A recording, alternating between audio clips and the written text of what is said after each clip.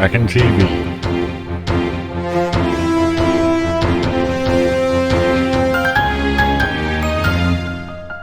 Ladies and gentlemen, tonight we bring you a special report from the Kraken Air Force, and we have some recon footage which has been leaked, which should demonstrate what the terrain in Earth2 will look like to some extent. Now we're coming up on Tobago, the fabled home of the Kraken, and obviously we're at altitude at the moment, just getting stabilised, but you can see a little hint of the terrain in the distance there. Obviously it's not too clear, so we'll go down and get a better look at it.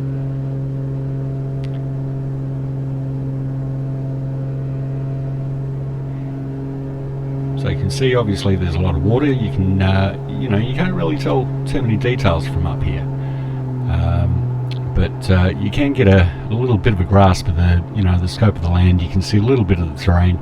Now the obvious thing is that this is an aircraft.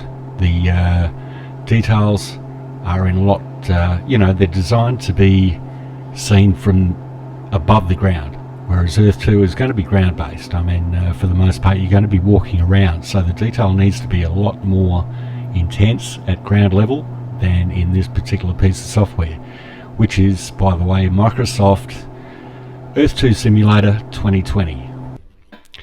Now Tobago, we've got Kraken Bay in the north, and just south of that is Kings Bay. You can see the position of the aircraft as indicated on the map here, and we are approaching Kings Bay. This is an earlier version of the map around Kings Bay. You can see it's fairly well built up. It'll give you a general idea of what we're going to be looking at, and you can see that right now. We have descended. You're starting to see a little bit more detail in the topography here, and also vegetation. Now a lot of this is auto-generated in Microsoft Earth2 Simulator, so it's not placed by hand. It'll follow certain rules, certain formula that allows the computer to generate a lot of the the trees and the vegetation and everything based on what it interprets from the satellite image. So you can see as we come in here towards Kings Bay, there certainly is a lot of topography here. Now the terrain obviously plays a pretty important part in where you're going to be building and how you're going to be building. See, these are also auto-generated buildings placed by computer. But you get a bit of a grasp on the potentials of what Earth2 is going to look like. And as I mentioned, obviously the detail is going to have to be a little bit better at ground level than it is in this software. And this is a world-class piece of software by obviously a major corporation, Microsoft, and they've been doing this for a long time. Now, other developers have made this for Microsoft, but it's same principle. And once again, you can see the terrain, you can see the vegetation. Now, at various points, you might be able to see a little bit of the actual satellite image in the ground there. So we'll get a bit closer to that. You can see that kind of here as well, just peeking through between the trees. You can see the satellite image. So it doesn't actually look like the ground as such. I mean, the real ground's obviously going to have dirt, not pictures of trees on it. But it's kind of the way that this software interprets what's supposed to be on the ground. And same with those auto-gen buildings. Here's one. And there he goes. So the situation is, really, you don't want to spend...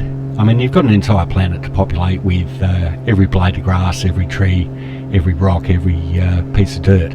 And for one person, for 1,000 people to do it, even 1 million people populating every part of Earth2 with every single blade of grass, every little flower or leaf or anything like that, it's just, realistically, it's not going to happen. So I would imagine with Earth2 there is going to be an element of auto-gen as well. Now we're heading towards Kraken Bay. This is the original city of the Kraken, and we'll have a look at that too. But there you go as well. You can still see peeking out in between the trees there, the different satellite images that Microsoft are interpreting to generate that terrain. You can certainly adapt it. You can hand paint, a lot of that, a lot of the the trees and the different vegetation. Now here we get a close-up view of the water, and one thing that is quite difficult to do, waves and realistic sea movement. That's going to be a real problem to get through for Earth2.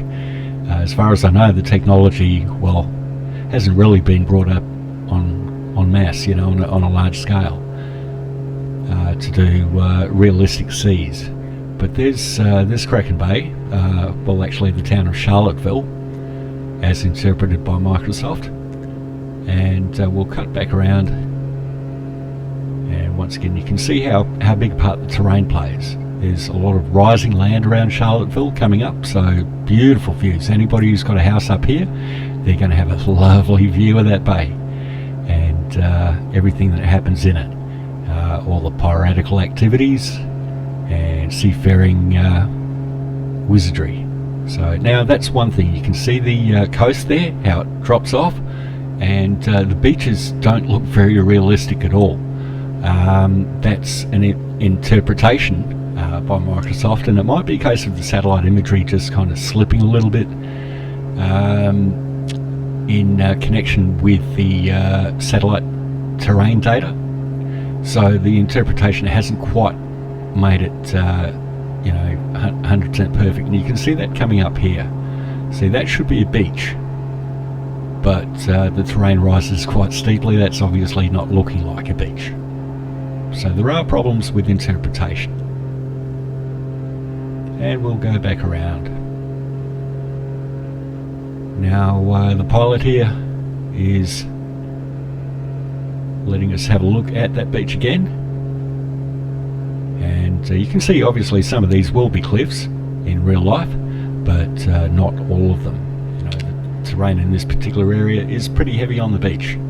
And some of it does interpret well. You can see how it comes down at that point there, at the headland. And those islands are okay, but